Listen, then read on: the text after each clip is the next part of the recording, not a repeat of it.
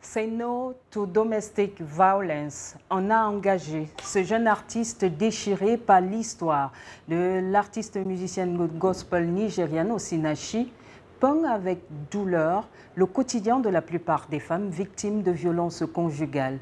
Malgré elle, Osinachi est devenue, sur le continent et même au-delà, le visage de la violence. Moi Femme, cette semaine, se penche sur un phénomène responsable, selon l'Organisation mondiale de la santé, d'environ 7% des décès chez les femmes. Mesdames, Messieurs, soyez les bienvenus.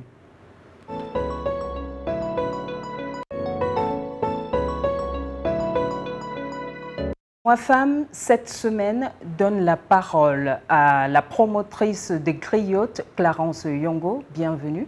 Merci Adrienne, bonjour et bonjour à tous les téléspectateurs. Clarence Yongo est certes la promotrice de Griotte, mais elle est davantage et surtout féministe, prête, journaliste à la base, il faudrait le préciser, et prête à monter au créneau chaque fois qu'il s'agit des femmes et surtout dénoncer les violences faites aux femmes. Oui, parce que malheureusement, nous sommes dans un environnement dans lequel on ne dénonce pas beaucoup et ce silence-là permet aux bourreaux de vivre et de s'épanouir, de grossir, parce que justement l'obésité de la violence qu'on observe aujourd'hui est due au fait qu'il y a eu l'omerta à un moment donné, et ça continue d'ailleurs. Et donc il faut bien qu'il y ait une voix qui porte justement ces coups et qui ressortent justement ce que vivent les femmes au quotidien. D'où l'intitulé de cette émission, d'où notre thématique, les violences conjugales, l'urgence de briser le silence. Absolument. Nous avons également le plaisir d'accueillir Queen Marie Douala. Elle est la secrétaire générale de l'association À nous le Cameroun. Bienvenue. Plaisir est partagé. Vous allez comprendre pourquoi Marie Douala est sur ce plateau. Elle œuvre au quotidien pour la protection du bien-être, mais surtout du mieux vivre des populations. Vous luttez notamment contre la vie chère. Et aujourd'hui, le parallèle, c'est quoi? On voudrait voir si le contexte socio-économique favorise justement la recrudescence ou amplifie le phénomène des violences conjugales. Merci Adrien et merci à tous les téléspectateurs d'HTV, surtout pour l'émission La Femme. Je suis très touchée pour la mort de cette dame, cette artiste, une brillante artiste. Et vraiment, mes sincères condoléances à sa famille et à ses enfants. Et j'espère que le monde entier pourra soutenir ses enfants parce que la violence que ces enfants ont subie par rapport à ces deux parents, vraiment, je dirais que c'est inacceptable. Au XXIe siècle, il est inacceptable que les hommes battent les femmes. Je pense que nous avons tous été éduqués aujourd'hui, nous n'avons plus besoin de passer par la violence pour se faire entendre. Nous avons besoin de dialoguer dans les foyers et de comprendre que je peux avoir un avis contraire à l'autre. Et au fil du dialogue, nous pouvons trouver un consensus ou comprendre ce qui ne va pas. Et dès lors qu'il y a un problème qui n'arrive pas à trouver de solution par dialogue, je pense qu'il y a le service social, il y a des parents peut-être éloignés, des parents de près qui peuvent venir soutenir le foyer dès lors qu'il y a un problème qui surgit. Et en dehors de ça, je dirais que nous sommes dans une société patriarcale. Il faut comprendre que lorsque nous sommes dans une société patriarcale, la femme est soumise. Elle a le devoir de supporter son mari, mais cela ne voudrait pas dire qu'on doit supporter le mari jusqu'à accepter la mort. Il faut que les femmes apprennent à dénoncer les violences de genre. Ce n'est pas seulement les femmes, même les hommes aussi. Donc il faut déjà que la violence de genre soit répercutée et que cela soit dit à haute intelligible voix. Il est aujourd'hui nécessaire, Clarence Diongo, d'opérer des changements, un changement des normes sociales. Et on parle d'une société patriarcale, c'est peut-être vrai, mais c'est quand même aberrant qu'on en soit encore là aujourd'hui. Le mariage ne devrait pas être synonyme de souffrance. Je pense que la réalité est tronquée à la base, parce qu'à la base, nous sommes une société matrilinéaire et non une société patriarcale. C'est la société occidentale qui, à la base, est patriarcale. Et donc, malheureusement, avec la période de la colonisation, nous sommes rentrés de plein pied dans la culture des autres. C'est la raison pour laquelle vous allez observer que dans nos sociétés, par exemple, nous existons par nos mères. Quand on veut désigner un enfant, on dit l'enfant de tel. Et c'est une maman qu'on désigne, ce n'est pas un papa qu'on désigne. Contrairement à la société occidentale où on est désigné par son père. Ça, c'est la première chose qu'il faut évoquer. La deuxième chose, c'est qu'effectivement, si nous sommes dans une société qui est matrilinéaire, parce que je raconte souvent quand j'en ai l'occasion, moi, l'expérience que j'ai vécue chez les Pygmées, pour entrer dans la forêt sacrée, ce sont les femmes qui donnaient l'autorisation. Ça veut dire que quand il y a un problème crucial, ce sont les femmes qui se réunissent pour déterminer l'angle sous lequel on doit aborder ce problème et comment on doit faire pour le résoudre. Une fois ceci dit, je vais revenir sur la question, c'est-à-dire que le mariage en lui-même, ce n'est pas un endroit dans lequel on est censé souffrir. Je me souviens que j'ai rencontré des cadettes qui disaient « Moi, mon rêve, c'est me marier et de vivre le bonheur. » Ça, c'est ce à quoi on doit normalement s'attendre. C'est de se dire « Ok, je vais rencontrer ma moitié. » Normalement, c'est ce qu'on dit. Et donc, avec cette moitié-là, je vais partager ma vie, je vais partager mes moments de joie, mes moments de tristesse, etc., etc. Malheureusement, on se rend compte que ce n'est plus véritablement le cas. Pourquoi? Parce que peut-être qu'en dehors de cette réalité qui a été tronquée, il y a aussi le fait que la société, de façon subtil au départ, mais aujourd'hui de façon vraiment criarde, est en train de se transformer en quelque chose de, comment je vais dire ça, est en train de devenir une société de perdition. C'est en réalité des normes sociales qui excusent la violence, qui justifient même la violence. Malheureusement, pour certains, oui. Mais ce que je veux dire, c'est quoi? C'est que peut-être qu'on... parce que c'est encore des hypothèses, hein, je n'ai pas de justificatif réel à ça. Peut-être que comme on est rentré justement dans cette société patriarcale, j'aime pas trop, mais entre guillemets patriarcale, parce que bon, les hommes veulent dominer, etc. On constate plutôt que cette domination qu'ils veulent asseoir fait face à ces femmes qui veulent malgré tout s'exprimer.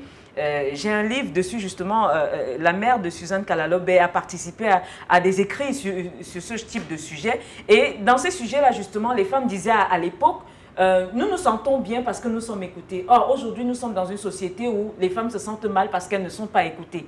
Vous allez avoir quelqu'un en face de vous qui va vous dire « une femme ne me parle pas comme ça ». Ce n'était pas forcément... Et même, il faudrait dire que si un homme retorque qu'une femme ne me parle pas comme ça, il n'est plus rare d'écouter des femmes dire qu'elles osent parler comme ça à un homme. Ce n'est pas une situation... on pose pas... nous ne sommes pas dans un antagonisme où on veut forcément lever les femmes contre les hommes. Mais il faudrait qu'à un moment, qu'on parte peut-être sur la base que tous nous sommes humains. Et que chacun a le droit à la parole et chacun a le droit de dire non ou oui, peut-être.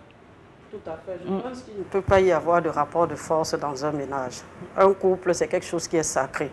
Donc, de temps en temps, nous les femmes, nous essayons de faire des rapports de force avec nos maris, mais il faut déjà que nous entrons dans le contexte religieux, sachant que la Bible nous demande d'être soumises. Est-ce que ce n'est pas justement cette soumission qui a fini par coûter la vie à cet artiste gospel? J'y arrive. J'y arrive.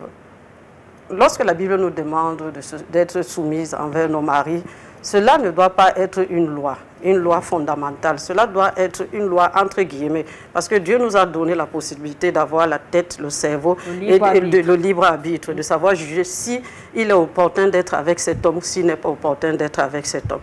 Je pense que dans le cas d'espèce, c'est le dogmatisme. C'est le dogmatisme qui a poussé cette chanteuse à se retrouver là où elle est là aujourd'hui. Il y a aussi un autre contexte en Afrique, c'est qu'on ne valorise pas la femme. On ne dit pas à la femme que si tu es violentée, voilà, tu dois appeler, tu dois contacter cette personne. Parce que les services sociaux ne jouent pas leur rôle. Il faut que les services sociaux jouent leur rôle. On a l'impression, par exemple, ici au Cameroun, moi j'aime toujours... On a un vide institutionnel, même s'il y a... Moi j'aime toujours me situer au niveau du pays parce que il y a un vide institutionnel sur le cas des affaires sociales au Cameroun. Parce que ce ministère est vraiment... Il est silencieux et on ne l'entend même pas. Parce que des choses comme ça, il faut qu'on comprenne que si cela est arrivé au Nigeria, ça peut aussi arriver au Cameroun. Ça arrive. La semaine dernière, il y a une femme qui a été tuée. Donc, je pense qu'il est temps que le ministère des Affaires sociales fasse son travail et que les personnes en charge d'éducation des couples, des personnes en charge d'éducation matrimoniale doivent de temps en temps organiser des séminaires, inviter les femmes, c'est-à-dire amener les femmes à s'exprimer parce que beaucoup de femmes meurent à l'intérieur. C'est pour ça que vous voyez aujourd'hui le taux d'hypertension. Les femmes ont des problèmes d'hypertension plus que les hommes aujourd'hui. Jadis, ce sont nos parents qui avaient les problèmes d'hypertension parce que ce sont nos parents qui allaient travailler et les mamans restaient à la maison pour faire le ménage. Mais aujourd'hui, c'est l'inverse. Les femmes subissent des violences mais qu'elles n'arrivent pas à exprimer. Moi, je prends l'exemple de ma propre personne. Je suis mariée, ça fait ça fait 25 ans que je suis mariée, mais je ne peux pas vous dire combien de violences je subis dans mon propre ménage. Donc ça, c'est même une occasion pour moi de m'exprimer ici. Parce que ce n'est pas facile. Tu veux même te séparer de l'homme, tu lui dis que voilà, il te pose des conditions qui ne te permettent même plus. Parce que tu partages beaucoup de secrets avec un homme. Et à un moment donné, lorsque tu veux te séparer de cet homme, surtout quand tu es une femme publique, cet homme peut utiliser ces secrets et les mettre à nu. Donc il y a beaucoup de contextes qui empêchent aux femmes, c'est-à-dire de dénoncer leur mari. Il y a beaucoup de choses. Et je vais rebondir justement sur cette situation pour vous dire que dites-vous que vous n'êtes pas seul dans cette situation. Parce que si on prend votre cas, on va prendre mon cas. Moi, j'ai été victime d'escroquerie et après, on m'a présenté comme la personne qui a escroqué de l'argent. Mais je ne me suis pas arrêtée parce qu'on m'a présenté comme la personne qui a escroqué de l'argent ou qui voulait autre chose. Je me suis battue. Et à la fin, tout le monde a su quelle était la vérité. Le problème des violences aujourd'hui, c'est le mutisme. C'est l'omerta. C'est le fait que les gens se taisent. Chaque fois que vous allez vous taire, vous donnez du poids au bourreau et vous donnez du poids à ceux qui sont autour du bourreau.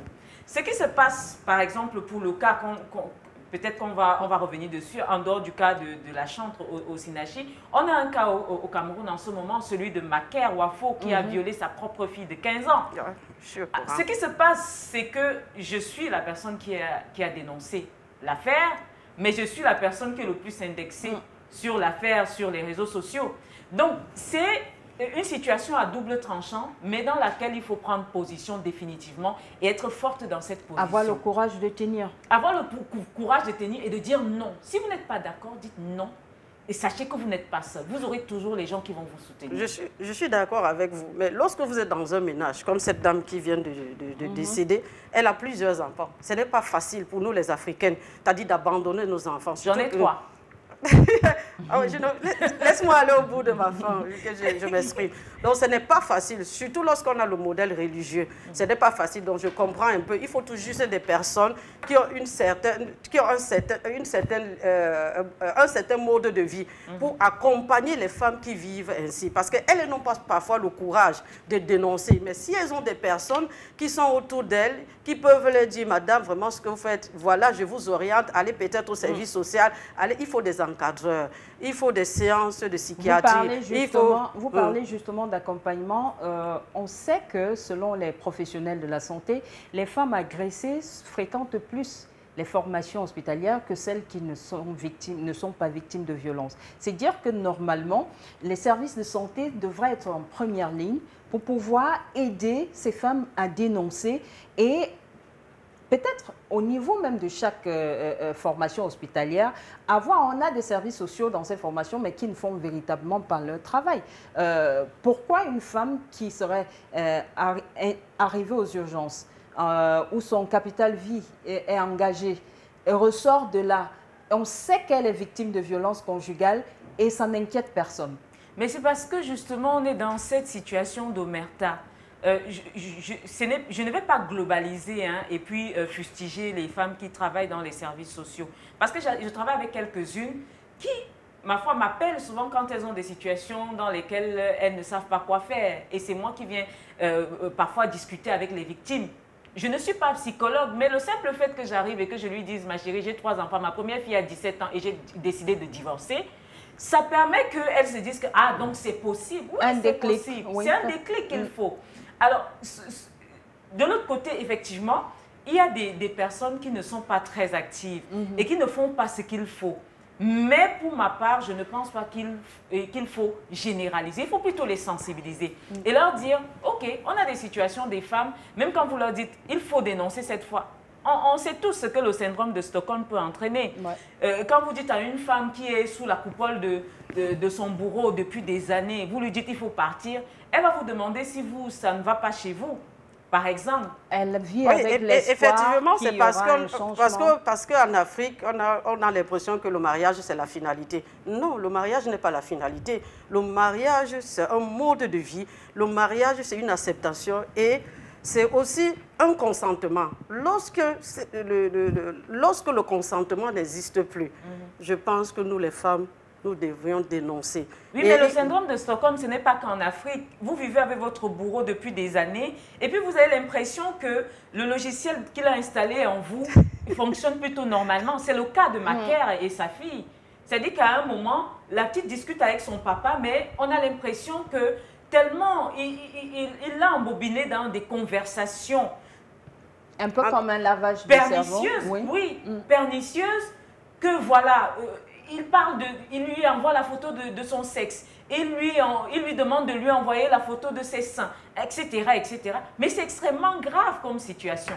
Donc, c'est pour dire que, oui, on a ces situations des employés des services sociaux qui peut-être sont parfois un peu prises dans l'étau, qui doivent faire leur travail véritablement, mais il y en a certaines qui le font aussi.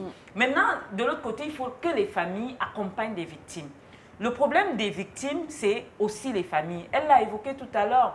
C'est que vous êtes victime de violence, quand vous venez en parler en famille, vous allez déshonorer votre famille.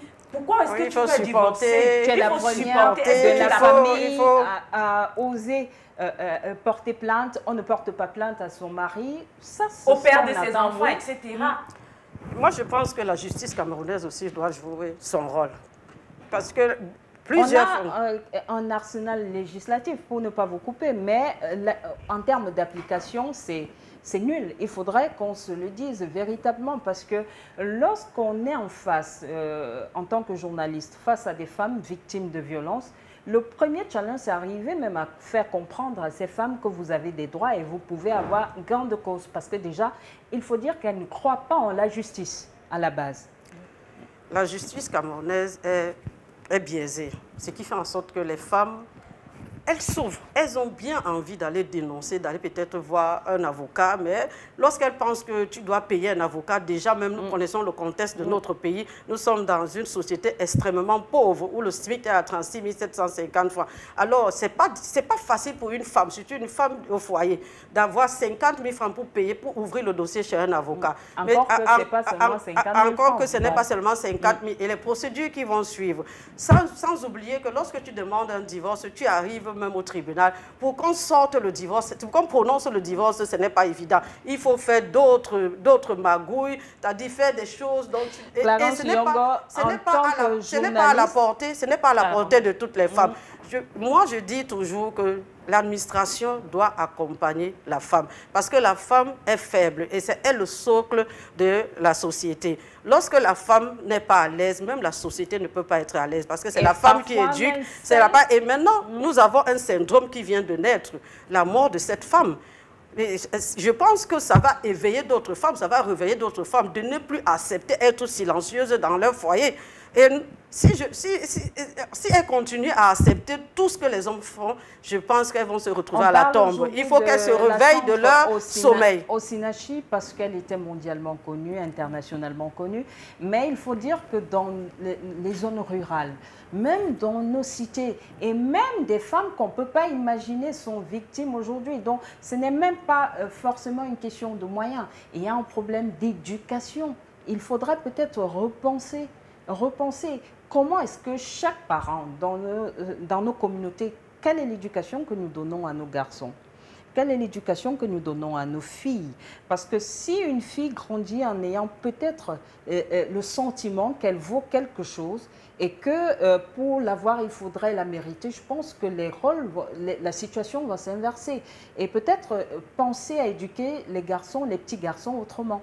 Oui, ça c'est capital parce que Osinachi, justement, comme on le disait en coulisses, est la face visible de l'iceberg. Je le disais tout à l'heure, il y a une femme qui a été tuée la semaine dernière à Yaoundé. Ça a été relayé par la presse. Mais on a l'impression que plus on parle de ces féminicides, plus ça devient des épiphénomènes. Peut-être parce que Osinachi, c'est quelqu'un qui était suffisamment célèbre et que voilà, son décès et même les vidéos qui accompagnent cette dénonciation-là permettent de voir la violence dans laquelle elle a vécu. Je ne sais pas si vous avez regardé cette vidéo dans laquelle elle est battue par son époux avec un fer repassé dans la main. C'est pour montrer la cruauté de ce monsieur. C'est montrer et elle se faisait battre. C'est pas seulement les enfants, la plupart des hommes. Participation des enfants. Donc c'est d'une extrême violence. C'est d'une extrême violence. Et donc ça interpelle justement cette éducation dont on parle. C'est un cas, mais autour de ce cas, qu'est-ce qu'on a? Quand je regarde un peu les publications que nous faisons sur Griotte et qu'on évoque les cas de violence, à chaque fois qu'il y a un cas de violence, vous allez voir des gens venir justifier. Justement. Et c'est souvent des femmes. C'est des femmes et des hommes. C'est-à-dire que c'est tout le monde qui vient dire « Mais pourquoi elle a fait ça ?» On a publié il y a 2 jours le cas d'une femme qui s'est copieusement faite battre par son époux parce qu'elle est sortie sans permission. Elle est hospitalisée, cette dame-là. Je ne sais pas si elle est sortie déjà de l'hôpital ou pas, mais je vous parle d'une affaire d'il y a 2 jours. Et tout le monde venait dire « Mais pourquoi elle est sortie sans permission ?» On n'a pas demandé, mais pourquoi est-ce qu'elle a été battue? Personne n'a posé cette... Enfin, il y a des gens qui ont posé cette question. Parce que c'est l'action qui produit... Oui, mais tout le monde c'était... Mais pourquoi est-ce qu'elle est sortie sans permission? Ça, c'est juste un cas. Je ne vais pas vous énumérer d'autres cas qui arrivent. En fait, c'est pour dire que le mal est profond et que, justement, on doit pouvoir éduquer dans les familles. Je vais prendre le cas d'un monsieur que j'ai écouté, mais religieusement, et j'étais heureuse de l'écouter, qui disait... Chez nous, notre père nous apprenait à être des gentlemen. C'est-à-dire que quand vous arrivez, vous devez faire à manger à votre femme, vous devez lui ouvrir la portière du véhicule, vous devez le dimanche l'aider dans les tâches ménagères. Mais ils sont combien à le faire? Et ça fait sourire l'équipe technique. Mais ils sont combien à le faire? Sauf qu'effectivement, lui, il a grandi dans ces conditions-là et ça fait que pour lui, on ne doit pas taper sur une femme. C'est inconcevable. Il ne se l'imagine même pas. Quand il a des problèmes avec sa femme, il trouve d'autres solutions et il privilégie le dialogue à chaque fois. C'est de ça qu'il s'agit aujourd'hui. Ce n'est pas de dire « Ah, elle m'a énervé et je lui donne la première gifle et puis ça va dans tous les sens. » Dans et puis, tous les cas, il faut faire intervenir une fois, giflera toujours. Tout Donc, à fait.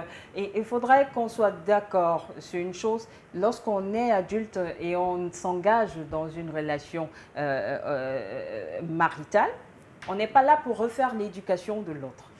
Il faudrait que ce soit clair parce que chacun vient avec son éducation et c'est une somme de compromis pour qu'on arrive à vivre ensemble.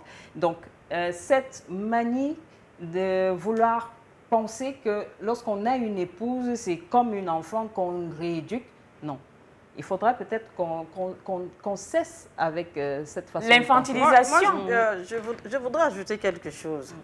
Vous savez, plusieurs femmes sont obligées de rester avec leur mari parce que elles n'ont pas d'autres activités. Donc, elles sont sous l'emprise de ces hommes. Donc, Mais ce n'était pas le cas avec cette artiste. Cette artiste, par contre, c'est elle qui produisait de l'argent. Donc, je vois un peu le complexe d'infériorité qui peut aussi pousser l'homme à agir violemment. Parce que l'homme, lorsqu'il constate que la femme a plus de revenus que lui, il commence à être violent, il commence à utiliser l'intimidation parce qu'il se sent amoindri. Vous comprenez? Mais là, ce n'est pas normal. Quand l'homme a l'argent, la femme accepte. Pourquoi est-ce que quand la femme aussi a de l'argent plus que l'homme, l'homme n'accepte pas? Donc je pense qu'il faut que les hommes sortent d'où la nécessité de revoir les normes sociales, de repenser l'éducation dans nos écoles. Parce que on parle peut-être des femmes mariées, mais il faudra aussi voir, il ne faudrait pas qu'on élude la chose. Même les relations de nos enfants, copains, copines, déjà, ces jeunes filles, ces jeunes adolescentes vivent la violence. Il ne faudrait pas qu'on se le cache. Ce n'est pas parce qu'on est en Afrique qu'on va pas, on va éluder le fait que nos petites filles de 15 ans ont des relations amoureuses et elles sont victimes de violences. Et c'est pour ça qu'il est nécessaire... Le législateur... Il est nécessaire de repenser l'éducation. Oui. Et la place qu'on donne à la femme. Il faut que le législateur trouve une loi en faveur des femmes comme chez l'Occident. Parce que si on regarde chez l'Occident, les hommes ne battent pas les femmes n'importe comment parce qu'ils savent. Oui. Les hommes ne se comportent pas avec les femmes n'importe comment parce que la femme peut te mettre dehors. Mais contrairement en Afrique, je prends le cas du Cameroun, la femme ne peut pas mettre l'homme dehors. La femme ne peut pas aller voir le procureur, dire au procureur que voilà ce que je vis et le procureur prend une décision. Il faut qu'on repense. Encore que pour prendre une décision, il faudrait déjà même amener ces hommes. Par exemple, on a combien de femmes qui élèvent seules aujourd'hui des enfants, connaissant parfois que voilà le père qui est un haut cadre, peut-être dans cette société, mais qui ne sera pas inquiété et qui ne s'occupera pas de ces enfants-là. C'est dire qu'il y a un vide institutionnel, il y a un arsenal de textes au Cameroun, mais est-ce que de façon concrète, c'est appliqué? Mais c'est pour ça qu'elle évoque la force coercitive qui devrait accompagner tout ce qu'on évoque là. Parce que... vous imaginez quand vous allez juste dans un commissariat déposer une plainte pour violence. Moi, j'ai accompagné des victimes déposer des plaintes.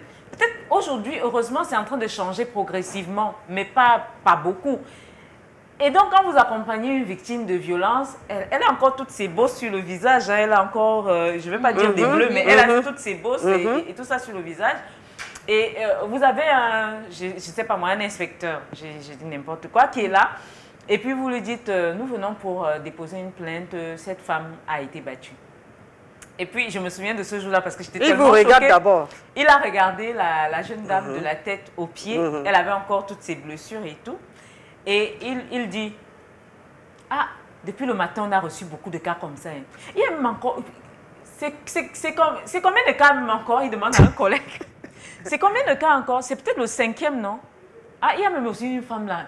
Elle est dehors là, c'est votre collègue, on l'a aussi battue comme ça. En fait, c'est d'une cruauté, mais on est où? Incroyable. On est où? J'ai pensé à un moment, c'était un film, est-ce qu'il était... Et puis après, il dit, quand il a terminé de dépeindre ça, il te dit, madame, vous avez un certificat médical, commencez par un certificat médical, vous apportez ça. Vous aussi, vous avez d'abord fait quoi? En fait, c'est... Mais c'est réel. Ça passe d'abord par l'intimidation au niveau des forces de maintien de l'ordre. Oui, doublement victime, triplement victime. Et ça, c'est une histoire réelle que je raconte. Et donc, vous vous dites, mais mon Dieu, je suis quand même la victime. Mais comment ça se passe comme ça alors que je suis la victime? Il y a tellement de lacisme. Et cette personne dont je parle, c'est une personne qui m'est proche et elle a échappé à la mort la veille. Et donc, vous échappez à la mort la veille et le lendemain, voilà comment se comporte la personne qui est censée vous accueillir et puis écouter vos plaintes, etc. etc. Donc, c'est pour dire qu'effectivement, il faut cette force coercitive-là. Il faut des brigades spécialisées aussi. Il y en a ailleurs. Il faut revoir si on a des brigades spécialisées, je pense que ça va amoindrir aussi le problème. Et la brigade spécialisée doit passer par le numéro vert.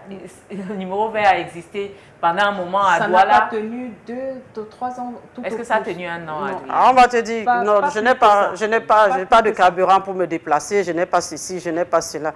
Je pense qu'on doit revoir notre modèle sociétal. On doit penser, c'est-à-dire à la femme et comprendre que la femme est faible. Et le législateur doit trouver des lois c'est-à-dire qui protège sincèrement la femme et que les forces de maintien de l'ordre aussi accompagnent les femmes qui viennent dénoncer des violences conjugales et que la justice fasse son travail, qui est, c'est-à-dire une facilité. Oui. Il faut des facilitations auprès de la justice camerounaise pour les cas de la femme, spécialement pour les causes des femmes. Et peut-être commencer, parce qu'en tant que journaliste, j'ai eu la chance d'assister plusieurs fois déjà au tribunal, dans les tribunaux camerounais, notamment ici à Douala, aux audiences consacrées uniquement au divorce. Certaines de ces audiences, c'est carrément le pugilat, une humiliation parce que tout est dit à voix haute et le public qui hue et qui crie et qui critique et qui donne son avis. Donc il faut même déjà avoir du courage en tant que femme pour oser aller demander le divorce. Il faut un cadre. Je pense que chez l'Occident, il y a des cadres spéciaux pour juger les problèmes de couple, à écouter, oui. Écouter, parce que ce n'est pas bien. Il faut qu'on protège la femme publiquement, secrètement. Et lorsqu'on doit juger les problèmes de divorce, qu'on trouve des endroits appropriés. On peut créer un tribunal spécial pour les divorces, où on ne laisse pas ça à la portée publique, on écoute tout juste les deux personnes. Et il faut déjà qu'on commence par là. C'est pour ça que j'interpelle le législateur, parce que c'est lui. Et c'est le rôle que les députés, il y a des députés femmes qui doivent, c'est-à-dire, prendre ce problème à chaud pour porter ça au niveau du Parlement camerounais. Que la femme camerounaise a besoin d'être protégée. Parce que il faudra déjà commencer par ce fameux code de la famille. Oui. Donc, qui reste dans les tiroirs depuis tellement d'années. Et les conséquences aujourd'hui, on ne peut que constater. Un rapport de l'Organisation mondiale de la santé publié en 2018 constatait que 40% des femmes sont victimes de violences en Afrique de l'Ouest contre 65% en Afrique centrale uniquement. C'est dire que l'Afrique centrale est, malgré tout le cadre institutionnel, législatif, du moins ça reste des textes, mais dans les faits, il y a un vide. Il y a un vide et conséquence de cause, l'Afrique centrale est la sous-région sur le continent africain où les femmes sont les plus exposées, malheureusement. Alors si je prends, quand on parle de l'Afrique de l'Ouest, je pense à deux pays tout de suite. Je pense au Sénégal, je pense à la Côte d'Ivoire. C'est des pays que je connais un peu. Et dans ces pays-là, justement, il y a une mobilisation quand même autour... Tous azimuts, ouais. Oui, il y a une mobilisation pour non seulement dénoncer, mais pour accompagner. Ce n'est pas forcément le cas chez nous. C'est plus poussé là-bas. Oui, il y a une mobilisation pour dénoncer et accompagner. Contrairement à ce qu'on peut souvent s'imaginer, parce que, par exemple, au Sénégal, on va dire que c'est des pays dans lesquels il y a plus de musulmans et tout ça. Et donc, normalement, c'est des cadres qu'on présente souvent comme étant des cadres de violence tous azimuts, comme on l'évoque. Or, les chiffres nous disent que c'est le contraire. Est-ce que c'est parce que ces femmes ne dénoncent pas? Je n'en sais rien. Moi, je ne le dirai pas parce que je ne le sais pas. Ou alors, est-ce que c'est parce qu'en dénonçant, ces hommes-là sont plus exposés que chez nous et qu'il y a véritablement des mobilisations que chez nous. Parce que c'est ça aussi.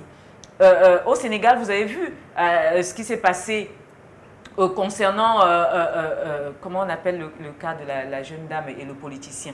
Il y a eu des mobilisations. Ousmane Sonko. Oui, il y a eu des mobilisations. La jeune masseuse. Ouais. Voilà, il y a eu des mobilisations autour. Vous avez vu par exemple, après ça, vous avez vu l'affaire Sidiki Diabaté par exemple, il y a eu des mobilisations autour. Or, dans nos pays ici, quand c'est quelqu'un de très connu qui est au centre, on fait tout pour étouffer et c'est la victime qui devient bourreau. Malheureusement, c'est ça qui se passe chez nous ici.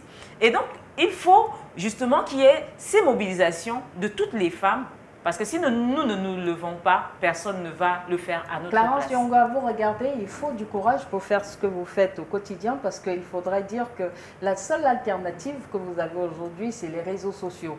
Mais malgré tout, à chacune des publications de Griotte, où vous dénoncez, où vous avez le courage parfois d'être seul à dire tout ce que tout le monde pense tout bas, vous recevez, il faut dire que les représailles, ce n'est pas toujours gâteau pour vous. Oui, bon, je reçois tout genre de choses, les insultes, en ce moment avec l'affaire de Macaire, où les gens disent que je ne parle pas, je ne m'exprime pas. On vous accuse de ne pas soutenir votre collègue, entre guillemets, parce qu'il faut dire qu'il est homme de médias. Oui, donc on m'accuse de ne pas le soutenir, et l'autre camp m'accuse de ne pas suffisamment dénoncer. Donc je suis prise dans l'étau, mais je pense que c'est parce que le combat est en train de porter. Et j'invite vraiment toutes les femmes, et Adrienne, je veux dire que nous sommes toutes dans ce combat-là, parce que c'est notre combat à nous toutes. Si nous ne le faisons pas, nos filles vont subir la même chose que nous. Et donc, il faut qu'à un moment, on se lève et qu'on se dise, stop, ça suffit, ça va. Il faut dénoncer. Maintenant, oui, derrière tout ça, on se retrouve un peu comme au milieu, parce que vous avez d'un côté des gens que vous pensez respectables, mais alors... C'est des noms qu'on ne peut pas citer parce que c'est des gens qui, face au public, sont des gens à qui on donne tout. Un peu la référence. Mais au fond, c'est des gens qui sont pourris, c'est des ripoux. Ça aussi, c'est la réalité. Et par exemple, pour le cas Macaire, c'est des gens qui sont allés interpeller d'autres femmes qui ont dénoncé et qui leur ont dit, mais est-ce que c'est aussi grave que ça? Mais c'est un monsieur qui a violé sa fille de 15 ans et on demande si c'est aussi grave que ça. Mais Clarence, moi je voudrais attirer ton attention. Dans les cas, comme le cas de Marquez, nous avons un procureur de la République. Lorsque un journaliste ou bien une association fait une dénonciation, normalement, c'est le procureur de la République qui est le représentant du peuple, le représentant de l'État, qui doit saisir du problème. Ce n'est pas souvent, ce n'est pas toujours l'individu qui doit porter plainte, mais le procureur est là, c'est son rôle de s'approprier des cas, comme le cas de Marquez avec sa fille. Et je mais quand ce n'est pas le cas, qu'est-ce qu'on fait? Nous sommes donc ici pour attirer l'attention des hommes d'État, pour attirer l'attention des hommes de justice qui ne doivent pas attendre que les victimes viennent vers eux. Eux aussi, ils ont le droit, parce que c'est ça, le droit et le devoir. Et c'est leur rôle, c'est-à-dire de se saisir de certains dossiers. On n'attend pas seulement se saisir des dossiers de Yaoundé parce ou bien... dit, mais il faut attendre que la victime vienne. Il faut l'attendre. Est-ce qu'on est rassuré qu'elle est en état de le faire? Est-ce qu'elle est accompagnée psychologiquement pour pouvoir... Est-ce qu'on a mis... on a un cadre qui permette véritablement de la protéger? Notre institution judiciaire ne joue pas pleinement son rôle. On n'attend pas les victimes vers les tribunaux, dans les bureaux. Mais je pense qu'à un certain moment, dans les cas de violence grave, comme ce que cette petite fille est en train de vivre, on n'a pas besoin que la famille se saisisse du dossier. Mais c'est lui, le procureur, qui doit se saisir. Il doit même appeler la personne qui a dénoncé le problème. Que, madame, est-ce que vous pouvez nous donner ces informations du cadre familial? D'où peut-être la nécessité, Clarence, comme on le disait, des foyers pour des femmes et des adolescentes qui, par exemple, dans le cadre cocon familial, ne se retrouvent plus. Question de permettre à ces adolescentes de continuer, par exemple, un cursus scolaire, parce qu'il ne faudrait pas seulement qu'on voit ce qui se passe actuellement, il faut voir les répercussions sur son cursus scolaire, les répercussions sur sa vie de femme. Mais il faut toute une clinique de prise en charge, en fait, qui n'est pas mise en place. C'est pour cela que je dis que le ministère des Affaires sociales ne fait pas son travail. Si ce n'est pas le procureur, le ministère des Affaires sociales, parce que c'est un fait social, c'est un fait social qui doit être approprié par les parties prenantes. Les parties prenantes sont qui? Il y a la justice, il y a le ministère des Affaires sociales, même le ministère des Affaires territoriales, parce que ça c'est un cas dangereux pour la société. Absolument. Ce monsieur peut le faire à d'autres enfants. Donc c'est un criminel, excusez-moi, c'est un criminel ambulant qui doit être arrêté. Il ne doit pas être là pour continuer à vivre dans la nature. Et hormis de cela, moi je voudrais revenir sur la question, parce que nous sommes là sur les problèmes de violence. Nous avons aussi des violences dans des foyers parce que la femme réclame à manger à son mari. Elle n'arrive pas à nourrir les enfants. Parfois, les femmes sont obligées d'aller faire des petits boulots et ramènent un peu d'argent à la maison. Alors, quand la femme veut hausser le ton en demandant à son mari que pourquoi est-ce que je n'ai pas la ration, l'homme qui est démuni, qu'est-ce qu'il va faire? Il va utiliser la violence. Donc, si je prends ce cas c'est parce que je voudrais interpeller les pouvoirs publics. Les Camerounais ont un problème de pauvreté. Et la pauvreté peut aussi amener les hommes à être violents. Il faudrait qu'on fasse quelque chose. Beaucoup des hommes aujourd'hui sont au chômage et il y a l'inverse, ce sont les femmes plutôt qui travaillent. Non. Les hommes n'arrivent... Les rôles se sont inversés aujourd'hui. Tout ça peuvent aussi occasionner des violences. Parce que quand l'homme est frustré... On a des hommes démissionnaires, oui, mais qui, face à une femme qui est battante, développent plutôt un sentiment contraire. Au lieu d'avoir un sentiment de reconnaissance, oui, il utilise plutôt, oui. On a plutôt l'inverse. Oui. L'homme devient violent parce que nous sommes des femmes, nous sommes des mamans. Un homme qui n'a pas un pouvoir d'achat, il devient violent parce qu'il se voit amoindri devant sa femme. Il n'a plus cette autorité. Quand l'homme n'a pas l'autorité, cela lui pousse aussi à la violence. Donc il faut une éducation, une sensibilisation au sein de notre société. Merci, et il faut aussi que l'État fasse quelque chose. Marie Douala. Moi, femme, c'est aussi le coin des mamans. On va donner la parole. Je voulais dire quelque chose en 30 secondes. On va revenir. Ah, d'accord. Dans quelques secondes seulement. On va revenir. Le temps pour Tatiana Mabogo de nous parler de la nécessité d'organiser, par exemple, nous sommes en trêve, c'est la Pâques, et pendant la trêve, qu'est-ce qui serait important, comment est-ce que les parents peuvent procéder justement pour continuer à accompagner les enfants pour qu'ils ne perdent pas le fil conducteur ou bien qu'ils ne soient pas, qu'ils ne perdent pas les notions apprises durant 3 mois. Donc, Tatiana Mabogo nous donne quelques astuces.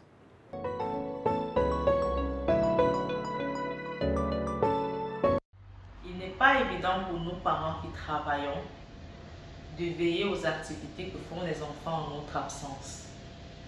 Moi, je suis une maman qui programme, oui. Je programme tout dans les moindres détails. J'essaie de prendre de l'avant et d'établir un planning qui va les diriger en mon absence, oui. Je dis souvent, je suis absente, mais omniprésente. En journée, pour contrôler, je prends la peine d'appeler 2 à 3 fois pour me rassurer que tout va bien. Ici, nous vous proposons une ébauche de programme. Un programme que vous pourrez aménager à votre bon vouloir en fonction de votre ménage et de vos enfants. Dans ce programme, nous allons travailler dans l'intervalle de 7h30 à 15h pour ces congés. Oui, nous sommes en congé, ils sont en congé. Autant pour moi.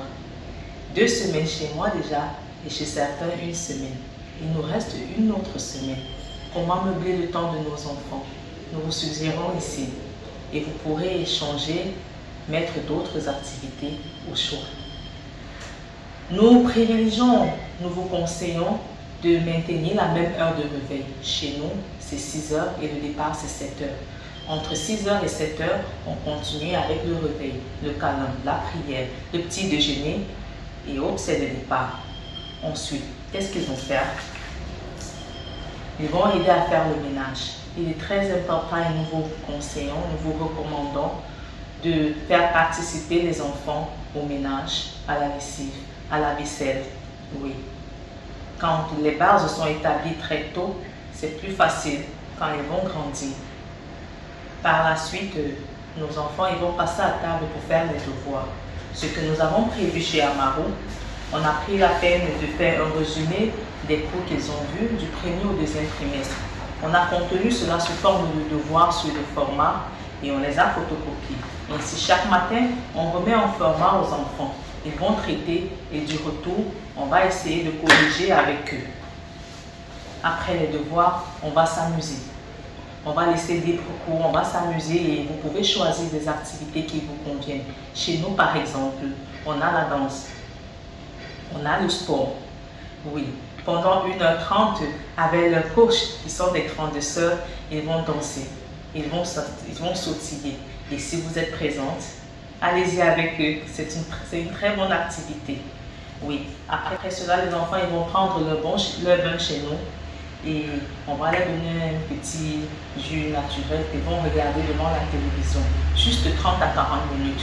Chez nous, on fait tout pour limiter les heures de télévision. Pendant ce temps, ils vont regarder la télévision et ils vont prendre leur jus. Ensuite, ils vont mettre la table. Oui, c'est l'heure du déjeuner. Alors, on laisse les enfants s'amuser à mettre la table. C'est important de les laisser faire cette activité et ils aiment beaucoup. Ils vont débarrasser par la suite après avoir déjeuné. Oui, il faut apprendre à l'enfant aussi à débarrasser après le déjeuner. Il n'est pas question de les laisser dormir. Il n'est pas encore 15 heures. Retenons ici qu'il s'agit de les maintenir réveillés comme s'ils étaient en classe. Alors, on va passer au jeu manuel. Oui, on va par exemple faire des puzzles. On va par exemple leur donner les mots croisés. Tout ce que vous avez comme jouet à portée de main. Et si vous n'en disposez pas, donnez-leur un papier. Ils vont faire travailler leur imagination. Apprenez-leur à faire des bateaux avec du papier, à faire des avions avec du papier, à dessiner la main. Et il y a tellement d'activités qu'ils peuvent faire libre pour leur imagination. Oui. Après cela, s'il n'est pas encore 15 heures, on peut faire aller au zoo. Oui, on peut aller au zoo. Visiter la poule qu'il y a dans le camp, les canards qu'il y a chez le voisin, le poulailler qu'il y a au quartier, ou alors les arbres que nous avons dans notre quartier. Il faut leur raconter des histoires en leur présentant l'animal ou l'arbre. Oui, c'est vraiment très important de les faire sortir également. Donc, ici, nous vous avons présenté ce programme. Ce programme que vous pourrez aménager comme vous voulez. Oui, chacun va le faire à son bon vouloir. Il s'agit, le plus important, c'est d'occuper nos enfants, de les garder éveillés, de les faire réviser, de respecter l'intervalle de temps où ils sont censés être à l'école, sans toutefois s'inquiéter de ce qu'ils sont en train de faire en notre absence. C'est pourquoi je suis une maman qui programme. Oui, une maman qui programme. Et notre programme, il est disponible. Et il est gratuit. Vous pourrez écrire par WhatsApp au numéro inscrit et vous l'aurez gratuitement.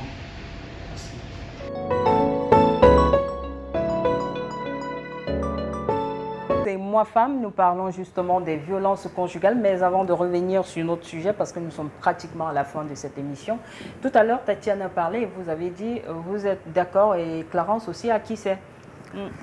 Ça, c'est un très bon programme et vraiment, je pense qu'on doit accompagner cette dame parce que c'est important. Il y a cette relation entre les parents et leurs enfants qui est très importante. Nous avons remarqué aujourd'hui que les femmes n'ont plus le temps de s'occuper de leurs enfants et les femmes n'ont plus le temps de jouer avec leurs enfants parce que ce sont les ménagères qui s'en occupent.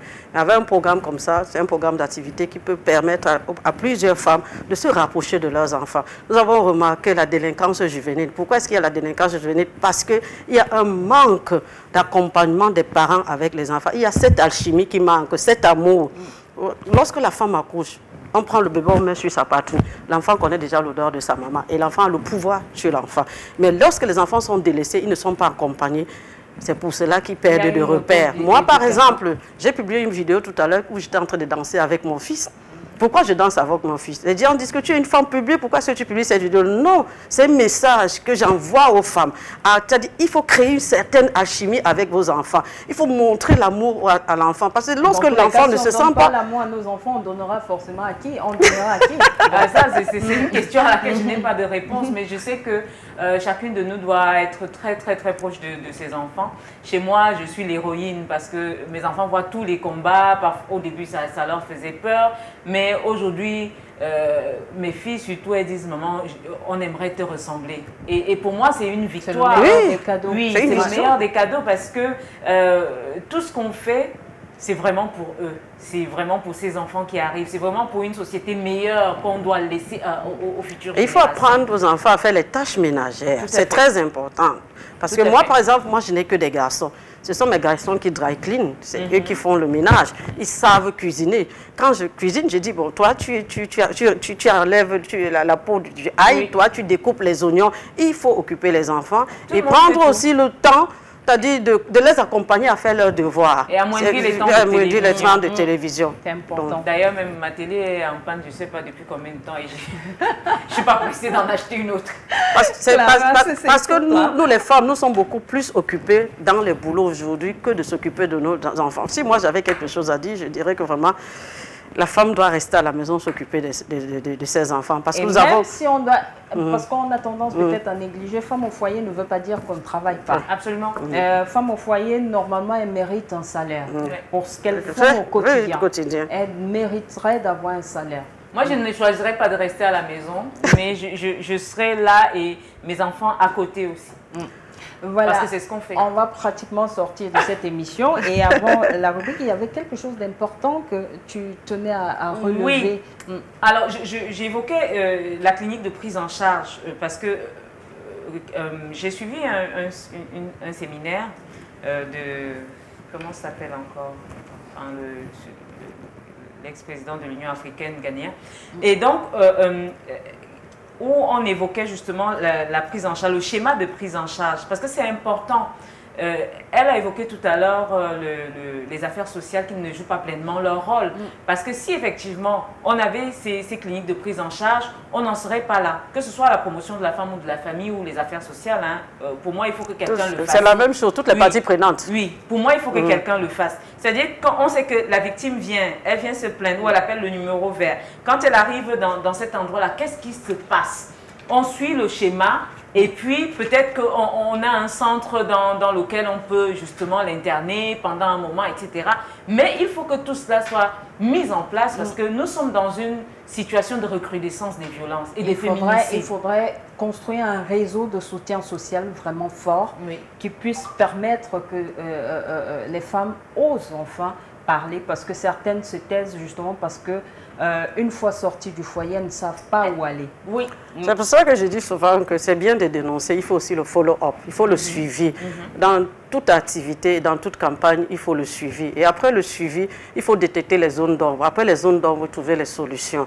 Parce qu'on ne peut pas dire qu'il y a violence, mais à la fin, lorsqu'on dénonce, il n'y a pas de solution. Donc ces personnes doivent être prises en charge et peut-être orientées quelque part. Et moi, je voudrais dire quelque chose parce que je suis secrétaire général du mouvement Nous le Cameroun et nous vivons le phénomène de la vie chère au Cameroun actuellement et ça touche les familles et surtout que c'est la femme qui est le socle. La femme est en première ligne. Elle est en première ligne dans ce combat. Ça, la lutte contre la vie chère, c'est mon bébé. C'est quelque chose qui doivent prendre de l'ampleur au Cameroun, que toutes les femmes s'imprègnent, qu'elles dénoncent les commerçants véreux, parce qu'il y a des prix homologués par l'État. Et c'est pour ça que j'ai demandé au ministère du Commerce de publier les différents prix homologués, les denrées de première nécessité, pour que le consommateur lambda sache que si je vais au marché, le kilo de maquereau, voilà ce que l'État a dit, coûte 1500. Et si ça va au-delà de 1500, ils doivent dénoncer. Alors, à nous, le Cameroun est en train de mettre une sensibilisation en place qui va commencer de juillet en décembre. Et de juillet en décembre, nous allons faire la sensibilisation. Nous allons aller sur le terrain pour éduquer les commerçants et à la fin du mois de décembre, nous allons organiser les awards. Et c'est Nouboudem qui sera la responsable. D'accord. Parce que ça, c'est une dame qui m'a beaucoup soutenue. Et parce que nous n'avons pas la possibilité de toucher les commerçants. Donc tout ce que nous pouvons faire, nous pouvons seulement les booster. C'est-à-dire quand tu travailles bien, il faut une récompense. Absolument. Et c'est ce que nous devons faire. Nous devons dénoncer, faire des plaidoyers auprès de l'État, que l'État comprenne qu'il est l'heure de revoir les prix au Cameroun. Il est l'heure de booster le développement culturel au Cameroun. Il est l'heure de faire en sorte qu'il y ait des industries au Cameroun. Parce que nous ne pouvons pas tout importer. Nous avons constaté que la JICAM, c'est un loser. Parce que normalement, les personnes qui se trouvent à la JICAM devaient supporter, par exemple, les étudiants. Sponsoriser un étudiant pour la recherche scientifique, la recherche en technologie qui peut créer, par exemple, je sais, une machine. Et cette machine doit aider la population à se développer. Il faut que les responsables des entreprises... Le patronat. Oui, le patronat. Que le patronat essaye de faire quelque chose pour nos étudiants. Parce qu'on ne peut pas être là... Au patronat, on est d'accord que l'État a son rôle à jouer, c'est un devoir régalien. Malheureusement, dans la plupart des pays africains, c'est une réalité commune. On a des situations... on a conscience qu'il y a des manquements. Maintenant, il faudrait avoir une génération qui ose monter au créneau pour oser, justement, et je me permets cette tautologie, monter au créneau, oser justement dénoncer pour pouvoir faire bouger les lignes. Et c'est l'occasion, avant de refermer cette émission, de saluer le travail que Griotte fait. Merci. Et beaucoup de courage parce que dénoncer en tant que féministe, c'est une chose. Mais les répercussions, c'en est une. Et il faut s'armer de courage pour faire ce que vous, mesdames, vous faites au quotidien pour les populations. Merci. Et ça a été un plaisir de vous recevoir. On va se quitter en laissant le soin à Larissa Libom de nous parler de ces femmes qui ont fait l'actu ces 7 derniers jours. Je vous donne rendez-vous dans 7 jours sur Dash News. Mesdames, Messieurs, au revoir.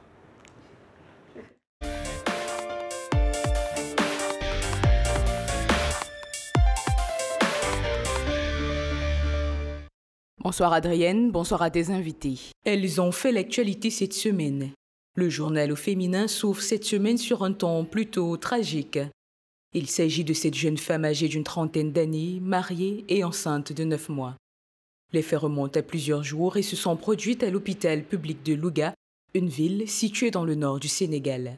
Astou Sokna, puisqu'il s'agit d'elle, est décédée le 7 avril dernier après avoir demandé en vain une césarienne. Selon la presse locale, le personnel de l'établissement sanitaire aurait rejeté sa requête, prétextant que son opération n'était pas prévue, tout en menaçant de la chasser en cas d'insistance, ce que certains médias et la société civile ont jugé inacceptable. Une pétition qui réclame justice pour Astou a déjà obtenu plusieurs dizaines de milliers de signatures. Selon la presse, le mari de la victime a déposé une plainte le 11 avril dernier auprès du tribunal local en attendant que justice soit rendue. Je vous amène à plusieurs kilomètres du Sénégal à présent en nous mettant le cap sur Ottawa au Canada, où la Commission canadienne des droits de la personne a émis le besoin d'une enquête publique indépendante sur de graves problèmes de violence sexuelle et de coercition dans les prisons fédérales pour femmes. La Commission joint sa voix à l'Association canadienne des sociétés Elizabeth Free, qui avait lancé la demande d'une telle enquête il y a 1 an. Et là, nous allons à la rencontre d'une femme. Il y a 2 ans, elle était encore complètement inconnue de la scène. Aujourd'hui, elle a déjà remporté de nombreux trophées et elle vient d'être sacrée autrice de l'année 2021 en France. Elle a obtenu le prix Goncourt des lycéens 2020. Ça vous parle? Eh bien, il s'agit de Djali Amadou Amal, auteur du livre Les Impatientes qui lui a valu ses prix. Dans son roman, elle traite de mariage forcé, de viol conjugal et de polygamie. Nous lui souhaitons à Djali tout le bonheur du monde et surtout, vive la littérature africaine. Voilà, il est l'heure de mettre la clé sous le paillasson. Je vous retrouve la semaine prochaine pour un autre rendez-vous au féminin. Au revoir.